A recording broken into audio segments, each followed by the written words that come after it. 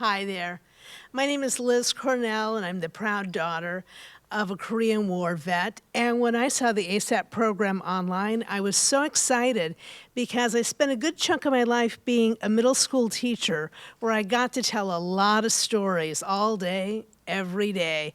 I really enjoyed it, and so did my students, and I thought this is an excellent opportunity for me to really refine those skills since it's something I have really enjoyed so much over the years.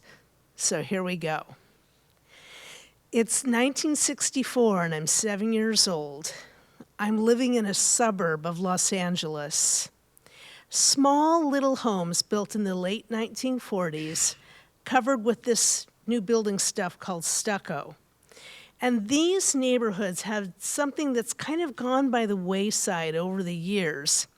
In between the rows of houses were alleys.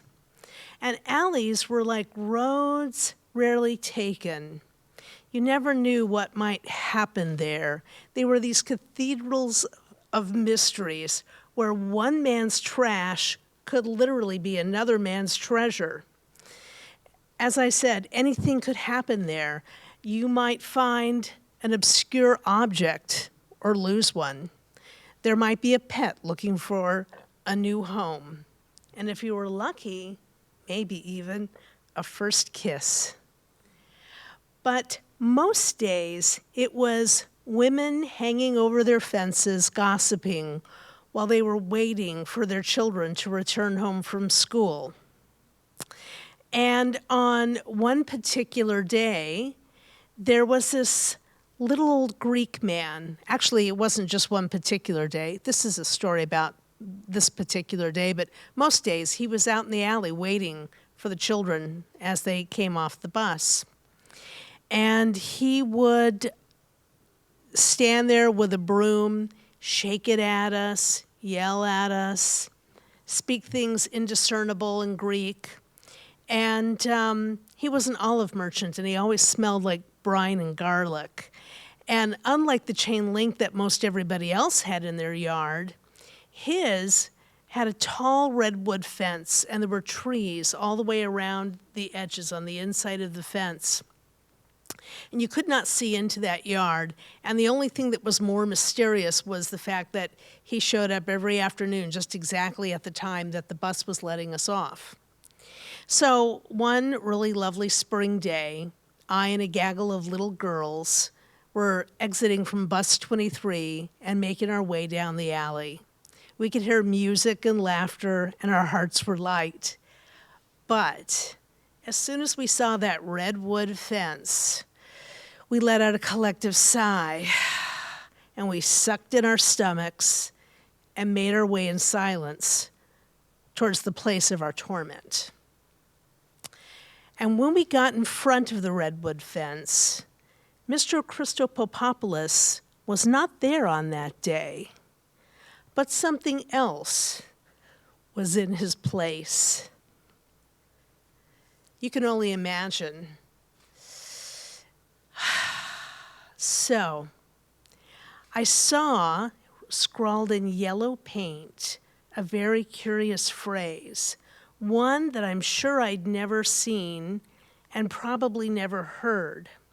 But I thought if I pronounced it, it might sound familiar. But I couldn't get a single syllable out of my mouth before a hand clapped over it. "Shh," said one of the older girls. I ripped that hand off like a Band-Aid on its last day. I was furious. I turned to the fence and I looked and I said, oh,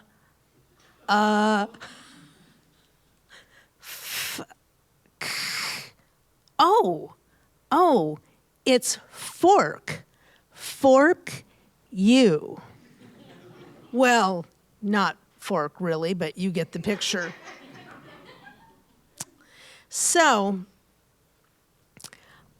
my friends immediately informed me that this was a bad word, one never to be uttered ever under any circumstances.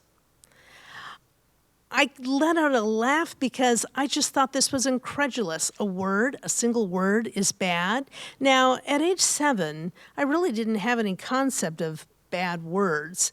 I had had bad thoughts, and I'd certainly told my little brother to buzz off on occasion. But a bad word, how could a single word have that much power?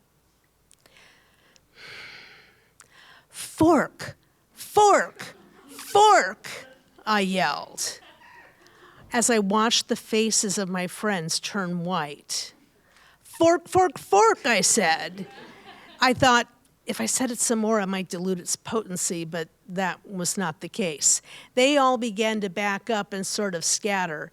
And I tried to catch up with them, but by the time I was able to kind of get closer, I was already at my own gate where the smell of roast beef and my little dog was waiting for me. So I went inside and I threw down my books and took off my sweater, and my mother was chopping potatoes, and I swear she almost cut herself when I said to her, "Mom, what does fork mean?" She had a look of horror on her face as if the worst day of her life had just arrived. And she turned to me and said, "Where did you hear that?" And I said, "Well, it was written on the fence in yellow paint." "Our fence?" No. Mr. Christopopoulos' fence." So she went to the window and she looked, and sure enough, there it was. We wound up having a long and convoluted conversation about the proper use of language and being a bit more socially responsible. I learned a lot that day, like, I don't know. Well, actually, maybe not. I mean, I never learned whatever happened to Mr. Christopopoulos. He just disappeared. But we did talk a lot about social responsibility and forgiveness and things like that. But one thing that was made very clear to me is about the power of words, how words can make you laugh or bring tears to your eyes, and how at a vulnerable moment they can make you or break you. And best of all, how a simple four-letter, one-syllable word makes for a great story on occasions just like this.